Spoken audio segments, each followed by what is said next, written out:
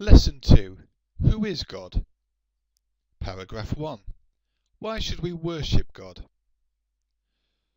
The true God is the creator of all things. He had no beginning and will never have an end.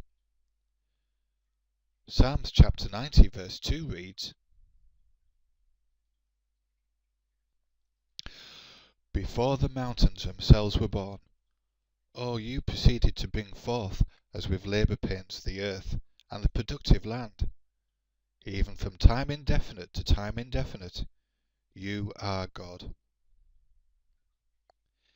He is the source of the good news found in the Bible. 1 Timothy chapter 1 verse 11 reads,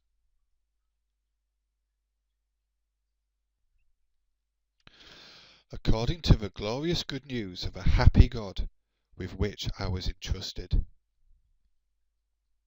Since God gave us life, we should worship only Him. Revelation chapter 4 verse 11 reads,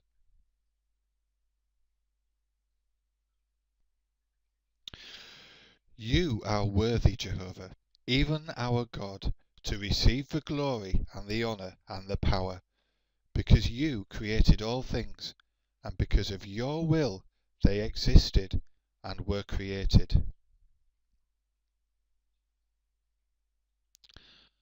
Paragraph 2. What is God like?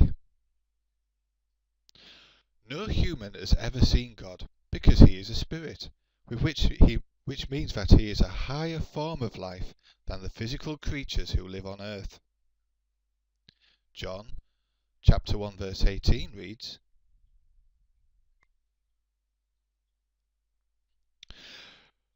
No man has seen God at any time. The only begotten God, who is in the bosom position with the Father, is the one that has explained him. John chapter 4 verse 24 reads,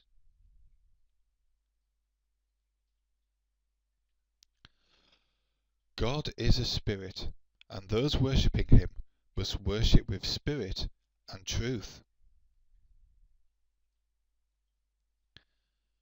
Nevertheless, we can discern God's personality from the things he has made. For instance, the variety of fruits and flowers tell us of his love and wisdom. The size of the universe tells us of his extraordinary power. Romans chapter 1 verse 20 reads,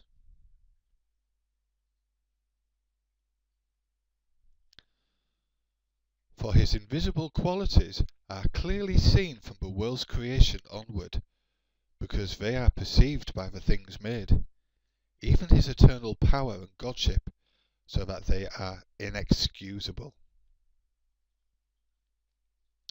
We can learn even more about God's personality by reading the Bible. For example, it tells us what God likes and what he does not like, and how he treats people and how he reacts in different situations. Psalm 103 verses 7 to 10 reads,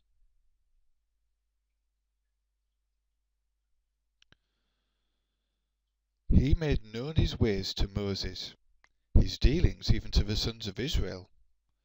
Jehovah is merciful and gracious, slow to anger and abundant in loving kindness. He will not for all time keep finding fault, neither will he to time indefinite keep resentful. He has not done to us even according to our sins, nor according to our errors has he brought upon us what we deserve.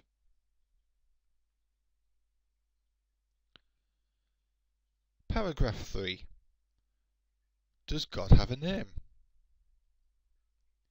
Jesus said, Our Father in the heavens, let your name be sanctified. Although God has many titles, he has only one name. In each language it is pronounced differently. In English it is usually pronounced Jehovah, but some people pronounce it Yahweh. Psalm 83 verse 18 reads,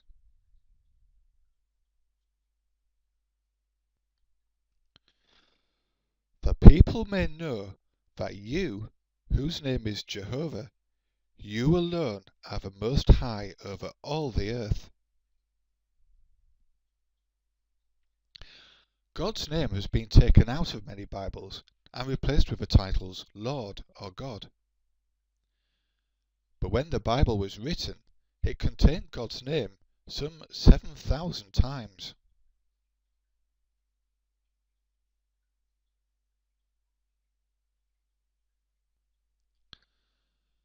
Jesus made God's name known when he taught people about God. John chapter 17 verse 26 reads, "And I have made your name known to them, and will make it known, in order that the love with which you love me may be in them, and I am in union with them."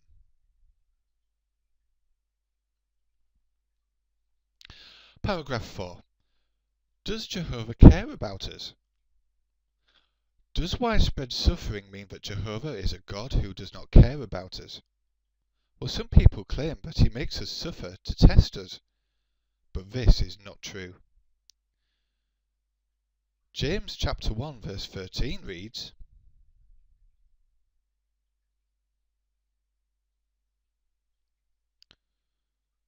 "When under trial, let no one say, I am being tried by God. For with evil things God cannot be tried, nor does he himself try anyone." God has granted man the dignity of free will. Do we not appreciate our freedom to choose to serve God? Joshua chapter 24 verse 15 reads,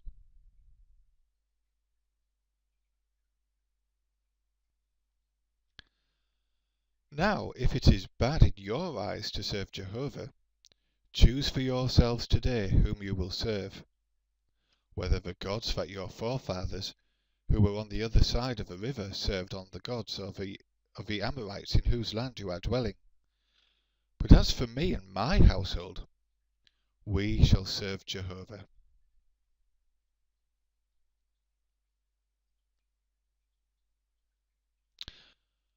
But many choose to do bad things to others, so suffering abounds. It hurts Jehovah to see such injustice. Genesis chapter 6 verses 5 and 6 read,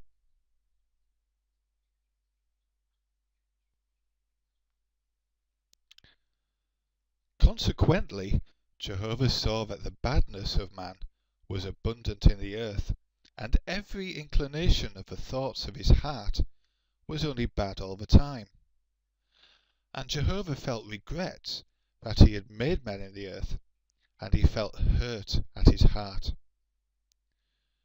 So Jehovah said, I am going to wipe men whom I have created off the surface of the ground, from man to domestic animal, to moving animal, and to flying creature of the heavens, because I do regret that I have made them."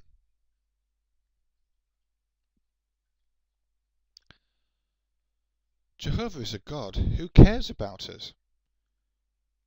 He wants us to enjoy life.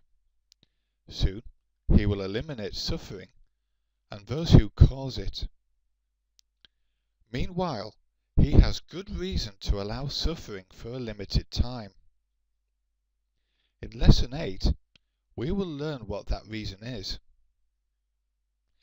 2 Peter chapter 2 verses 9 reads,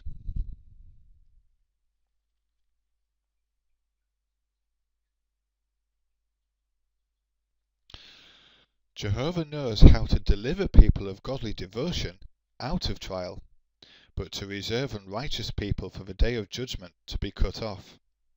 Especially, however, those who go on after flesh with a desire to defile it, and who look down on lordship." 2 Peter chapter 3 verses 7 and 13 read,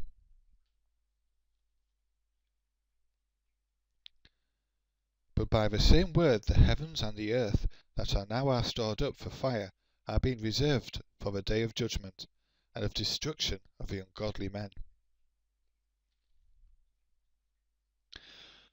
But there are new heavens and a new earth that we are awaiting according to his promise, and in these righteousness is to dwell. Paragraph 5. How can we draw closer to God? Jehovah invites us to draw close to him by speaking to him in prayer. He is interested in us individually. Psalm 65 verse 2 reads,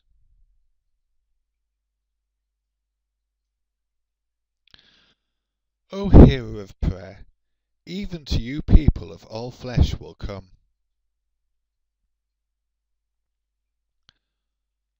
Chapter 145 verse 18 reads,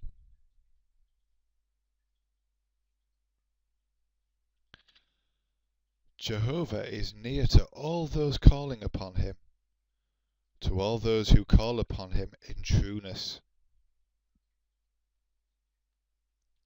He is willing to forgive. He recognizes our efforts to please him, even if we sometimes fail.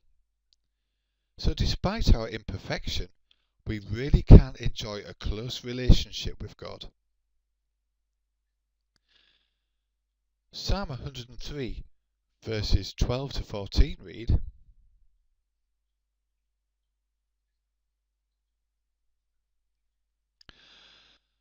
As far off as the sun rises from the sunset, so far off from us he has put our transgressions.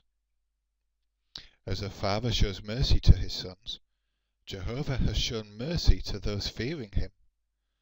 For he himself well knows the formation of us, remembering that we are dust.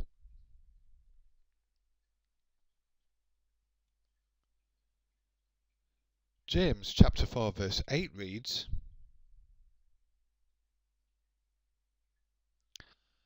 Draw close to God, and he will draw close to you. Cleanse your hands, you sinners, and purify your hearts, you indecisive ones. Since Jehovah has given us life, we should love him more than we love anyone else. Mark chapter 12 verse 30 reads,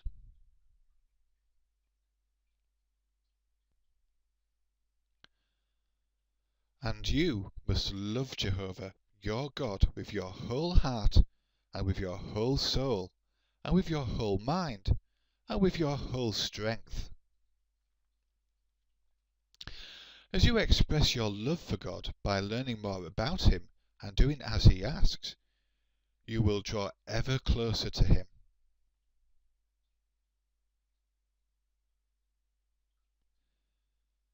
First Timothy chapter 2 verse 4 reads,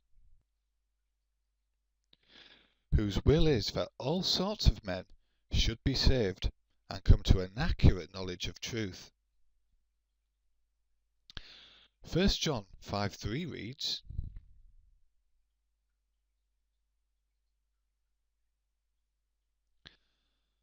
For this is what the love of God means, that we observe his commandments, and yet his commandments are not burdensome.